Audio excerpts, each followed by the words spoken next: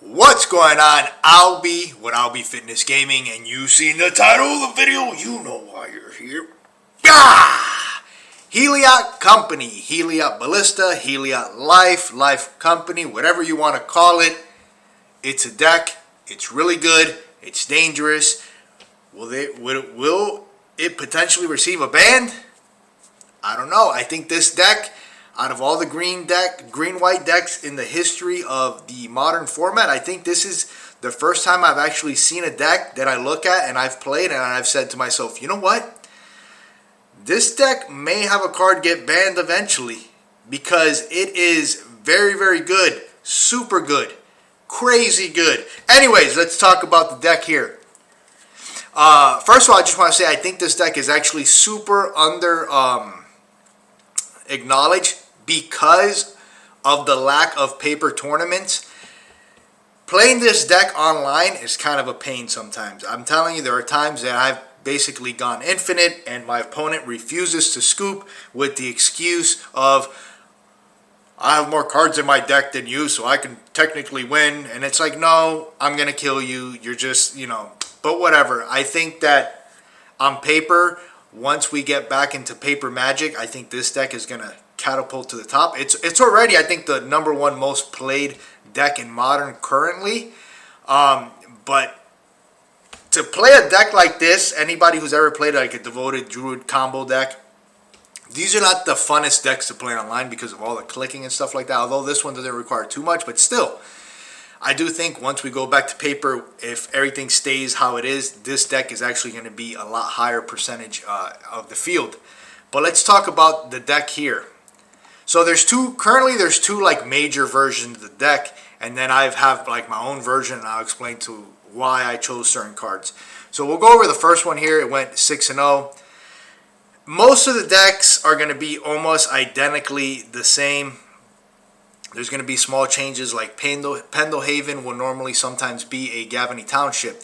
When you see Gavany Township and the other versions, what you'll normally see, instead of the Arbor Elf Utopia Sprawl, you'll see the Noble Hierarch and Birds of Paradise, like in this list here. As you can tell, all the cards are the same, except for those. This one is not playing Gavany Township, but I do think that playing Gavany Township in a version like this, where you're playing a lot of mana dorks, especially with Conclave Mentor, because you'll be getting 2 counters on your creatures instead of 1, is extremely good. And I know this because I played it, and a lot of the times I won with that combination of cards rather than the combo itself. And another sweet interaction with Conclave and Spike Feeder, for those of you who are not aware. You can actually remove a counter from Spike Feeder, paying 2 mana, and putting it back on the Spike Feeder, and the Spike Feeder will receive 2 counters. Now, here's a cute little trick that I've done in a lot of games. A lot of times people have tried to bolt my Spike Feeder, and I have just removed the counter, put it back on the counter, and turned them into a 4/4. I'm really big on taking advantage of little interactions like this because this is how you get ahead, and I'm so used to playing Death and Taxes lists and green-white Maverick decks that's how you win games, so that's how I think. But yeah, that's a cool little interaction there. So this card, really good in the deck, plays very well. Currently, the only big differences between the two decks, like I mentioned, is just the Utopia Sprawls and the Arbor Elf versus the Mana Dorks. The Mana Dorks, like I mentioned, the advantage is you got Gavany Township. And if you play Final Shaman like I do in my personal list, which we're going to get into shortly, it's also a better version for that.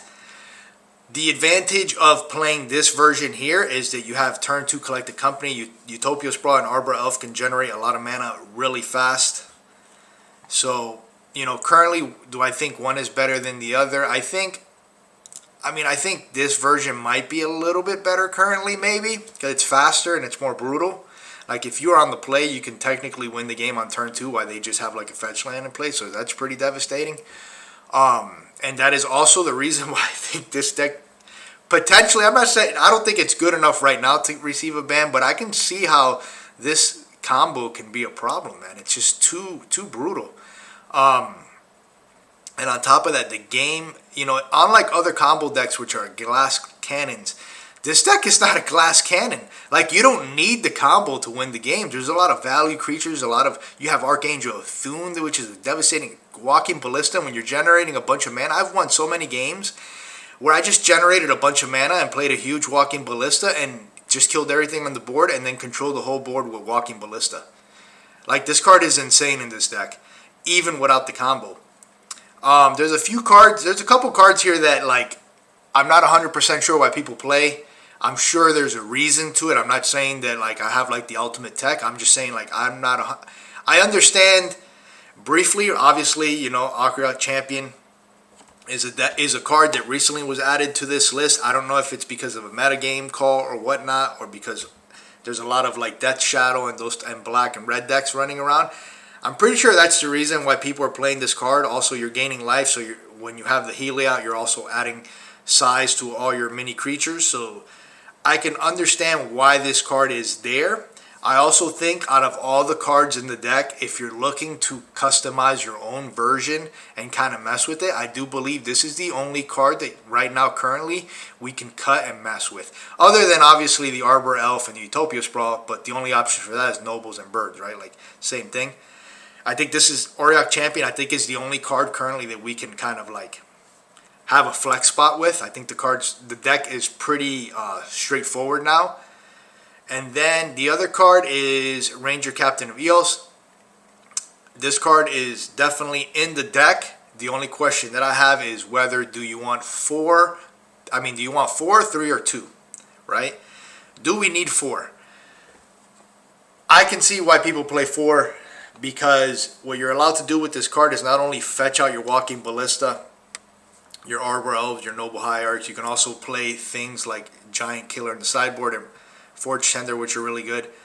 But I think the main reason why we have 4 in this deck is because we're able to basically silence our opponent at the beginning of our upkeep if we're going for the combo. That way we assure that there's no way for them to interact with us, and we could just go all in and kill them, which is really, really good. I mean, think about that. You have a combo deck where you have a card that not only is a 3/3 creature that can attack and fetches out your win conditions, but can also prevent the opponent from interacting with you on your turn or their turn. Pretty nuts. So I can definitely see why you want to play 4. I can also see why some lists run 3 or 2. As you can tell, mana base almost exactly the same. I mean, so you know, if you're not playing the Utopia Sprawl, like, you can break down your Temple Garden into Ranger Verge tickets. If you're playing the Utopia Sprawl version, you definitely want all the forests you can get your hands on, because this does require a forest to enchant. I've played both versions of the deck. We're not going to really go into the sideboard, but sideboards are almost identical as well. I played both versions of the deck. I found that I like them both the same. They both have their strength. I personally like to attack the opponent more often than not. I was more attracted to the version with Birds and Noble Hierarchs and the addition of Gavany Township, because I do like to beat down. This version has a less beatdown plan, but still a good one, because you have Archangel of Thune, which is a freaking beast on its own. And also you have Arwelf and Utopia Straw, which, because you don't really need Gavany Township, but you're able to pump out some massive ballistas. So I'm not going to tell you that one version is better than the other. In my experience from playing both versions of the deck, I was pleased with both. So I just said, you know what, I'm just going to play what I rather play. I rather play, personally, Birds, Noble Hierarch, not because it's better, but because it fits my play style better. So now that we've discussed this and how this deck is just crushing it right now, let's go ahead and show you guys currently where the modern format stands. And yeah, it's 4.9, almost 5% of the meta. You know, that's really good. So let's see. Let's look at my version. So my version, lands, I'm playing way more forest than most decks. I like to play basics. Anybody who's seen my decks noticed that I always play an extra 2 or 3, usually 2 extra basics in my decks. I just like to play basics. I like basics, man. I'm basic. We have the one Gavany Township. I can see I could probably replace one of the forests with a second Gavany Township, but your colored mana is very important in this deck, because you don't want to be missing land drops and you want to be casting stuff on time. I have the 2 plains, 3 Ranger Verge Thickets, 2 Temple Gardens, and then 6 fetch lands. Some people play, most people play, I think, up to 8 fetch lands, and they kind of trim on the forests. I basically just removed 2 fetch lands and added more forests. No need to really play 4 Temple Gardens and take the extra damage when not needed, because we don't have Utopia Sprawl. That's the way I'm looking at it. And yeah, I think this is just, I mean, the only downside is, like, you could come into play tapped and when you need to cast maybe a Thune or something, but you know, it is what it is. Like, you're going to have your advantages and your disadvantages on whatever list you decide to play. You know, you just got to decide, you know, what's going to be best for you. They're both good. You're not going to go wrong playing either or. You're going to play both, see which one you feel more comfortable playing. I feel more comfortable playing this version. So, of course, we got the 4 birds, 4 noble hierarchs. I'm just going to go over the basic core cards here. 4 conclave mentors. Then we have the combo. We're playing 3 Ranger Captain of Eos rather than 4. Not a big deal, right? 3 to 4, whatever. That's questionable too. 3 Skyclave, that's pretty core. 4 companies. 2 Archangel of Thunes, which has become very core as well. And 2 Walking Ballistas. Sideboard, basically all sideboards are like 90% the same. I still not even 100% sure why we have. Obviously Graveyard Hate, Tron, other control decks. You know, protection from creatures, extra removal, and more protection for your creatures, right? We just want to combo and win or get in with the beats. So let's look at the cards that we added, right? The cards that we added, because that's why you guys are here, are these 4 cards here. So basically all we replaced are the 3 Aria Champions and the 1 Ranger of Eos, right? That's all that really makes this deck different from what people are currently playing. So I'm playing 3 Wall of Roots, 1 Faunal Shaman. Faunal Shaman has been nuts. It's been extremely good in my playtesting. I actually think that this card should be in the deck. Another card that I think could be in the deck that's really good is Scavenging Ooze. I've also played versions with Scavenging Ooze and Wall of Blossoms. Wall of Blossoms was really good too. You're always drawing cards. Also against aggressive decks, like, you can use it to block. And with this deck, I did not even think about this, but blocking with Wall of Blossoms and Wall of Roots is really, really relevant in order for you to set up your combo. Because normally these aggressive decks will, like, boat your Spike Feeder or something that you need, and then, like, it kind of sets you back a turn or two and they can kill you. But with the walls, you can just sit there and block. Another reason I like Wall of Roots over Wall of Blossoms, those were the 2 cards that I was debating over. Wall of Blossom obviously gets you an extra card and it replaces itself and you can use it to block, which is something that I think is really good right now. Is that most of the time they kill one of your mana dorks. This basically guarantees most of the time that you're going to be able to company turn 3 and win on turn 3, right? Like, we're trying to win as fast as possible. Also playing the 8 dorks is good combination with Faunal Shaman, because if you draw an extra one that you don't need, you can just pitch it to Faunal Shaman and get whatever piece you need. There's been plenty of times where I've played this card and it just wins the game on the next turn. I remember when I included this card in the deck, a couple of my friends were like, dude, people are just going to kill that card. You're never going to be able to play it. For some reason, people don't kill Fauna Shaman. I don't know why. Maybe they don't understand how strong this card is. Or maybe they just think like, hey, we just got to keep killing the Spike Feeders and get rid of combo pieces, right? Not the Fauna Shaman. But if you don't kill the Fauna Shaman is just going to get combo pieces all day, baby. So yeah, that's the only major difference between what people are playing. So let's go ahead and jump into a game here and just show you guys how it works.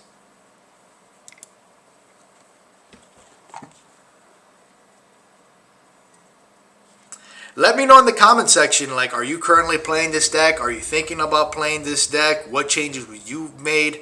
Again, like I said, I'm not saying my version is better than any of the other versions. I'm just saying these are the cards that I feel more comfortable playing with. I play tested the deck.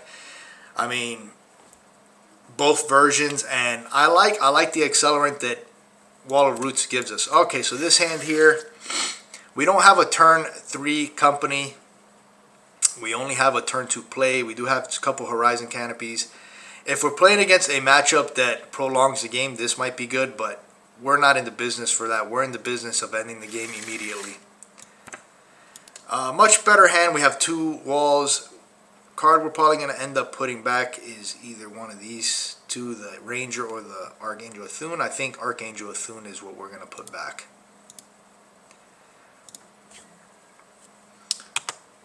So now we can just play tap land unless we draw a, you know, a Noble or something, or birds, and then go into this. So I'm assuming opponent's going to probably want to take the Ranger Captain of Eos. Yep. Play this tapped. Pass turn. Next turn we just play our Wall of Roots, and then we're in for turn 3 company. Potentially win the game. They're probably going to play a Stoneforge here, maybe? Nope. Bitter Blossom. Alright. It's good news for us. Thoughtseize would have been really bad. Alright, so let's go ahead and just fetch here. Grab a forest. So if we already had like a 1-drop here, we could have played both Wall of Roots and we would have massive amounts of mana. Which is really good, because then, assuming they didn't take our Ranger, we could play Ranger and then we could just start playing like a massive Ballista and pumping it every turn and just kind of take over the game like that. And then if we draw into a Heliod, then we just win the game. So as you can see, like, the deck has a lot of options.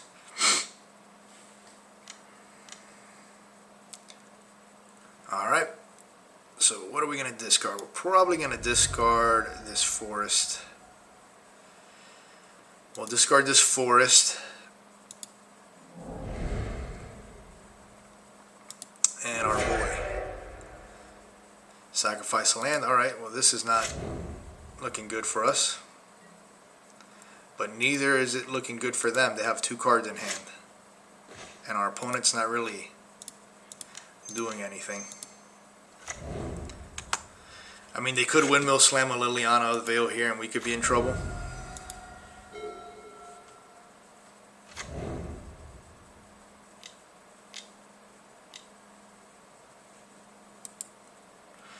It's up to 1 turn. Okay. Nothing to worry about right now. We're going to be able to company here. I mean, if this hits 2 combo pieces, we just win.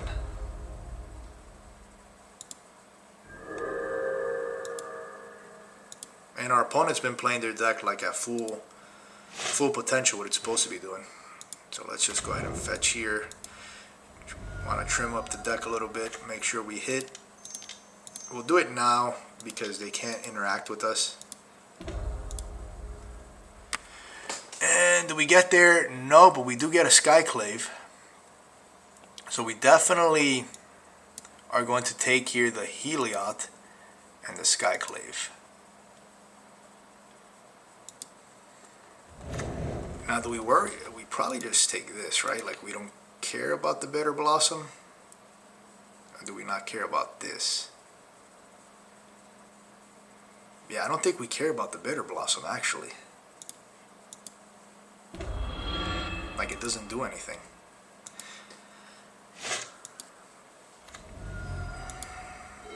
They don't draw anything relevant. Now we draw a card, plus we have Canopy, plus we can cast our Spike if we draw it. What is this? I tell you, these modern players. At the beginning of each player's upkeep, that player sacrifices a non-land, non-permanent. If that player can't, then they discard a card. Okay.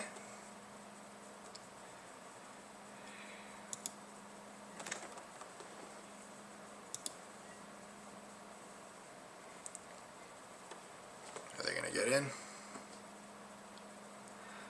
Opponent thinking about attacking here. I think they were considering maybe we would attack and they can double block. Opponent hitting us with everything in the kitchen sink.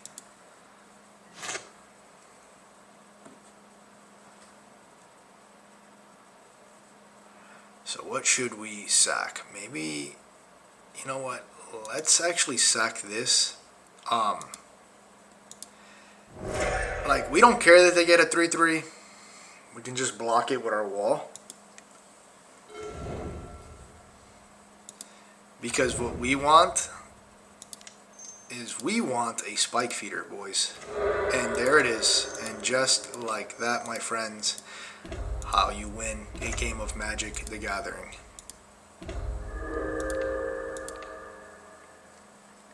Hopefully our opponent... Yep, opponent sees the writing on the wall. Thank you, opponent. So, just like that. So, what did you guys notice there? Like, the deck is freaking crazy strong. The opponent had plenty of disruption. You know, removal, card, discard. You know, this thing right here. Doom Foretold. And what happened? We didn't even have to attack them when we won the game. Like, and that's just to give you an idea, guys, how powerful this deck is.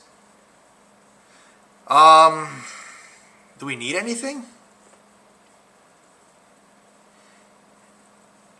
Maybe this? Veil Summer, but like, do we want to dilute our deck? Probably not. I think we just run it back.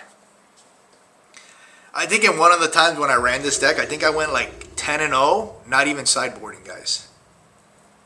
Think about that.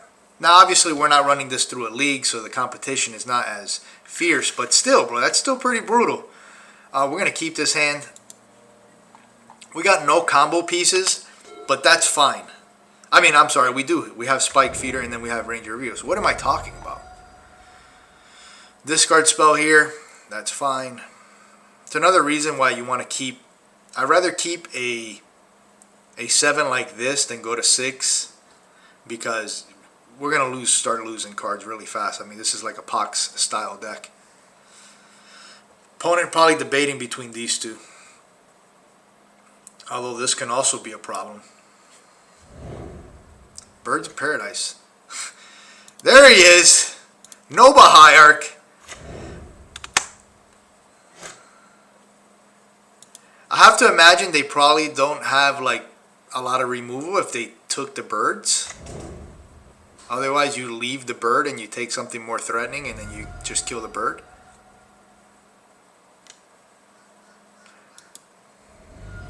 That's pretty annoying. Discarded card. What? I think the worst... What's the worst card? Maybe this? Yeah, this has to be the worst card currently. Actually, you know what? Yeah. Sacrifice a creature. Sacking a land is going to be a pain right now.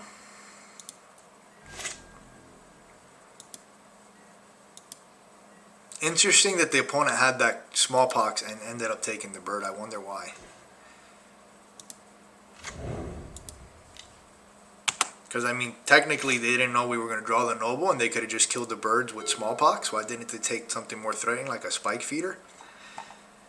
Or maybe they're assuming that, hey, we're just going to run them out of cards to the point where it doesn't matter what we take. I don't know.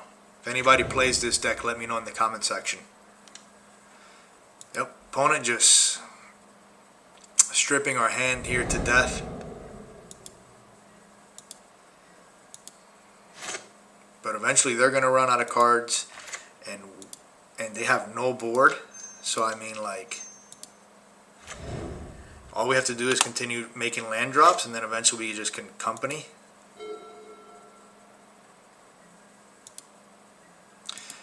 Alright, looks like opponent ran out of gas. We need a land here. It's a noble, not too bad.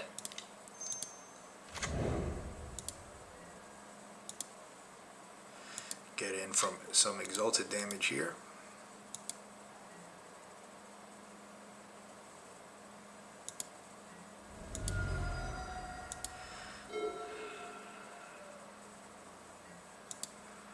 Opponent probably has a lot of 3-drops.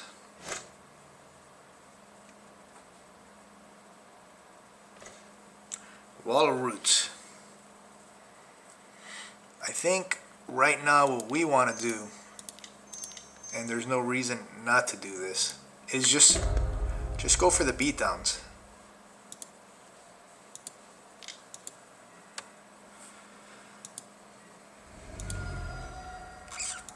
And then next turn we could pump this to 4, get in for 5.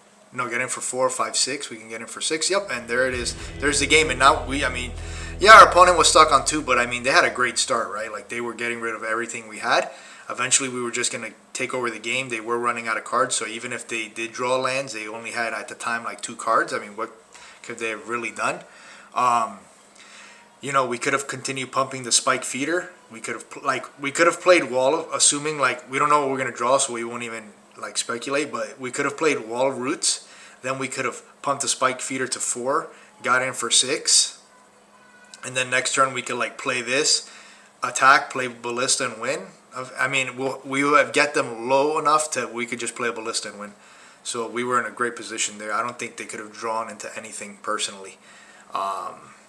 So let's go back here and go back to the deck.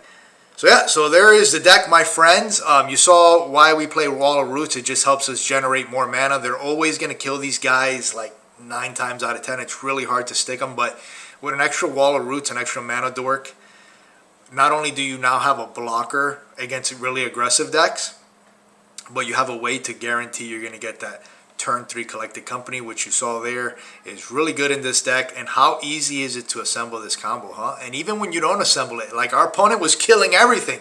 I'm glad we played against that deck, because people always say, well, it dies to removal. What if they have a discard spell?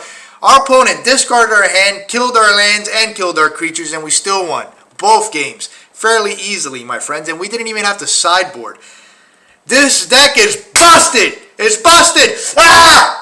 Anyways, guys, tell me what you guys think in the description below. Let me know if this is the deck you're interested in playing, if you're already playing it, if there's any other changes you guys recommend. Again, I am new to this deck. I've probably only played about 30 games, which is still new, but enough games to kind of have an understanding of how the deck runs.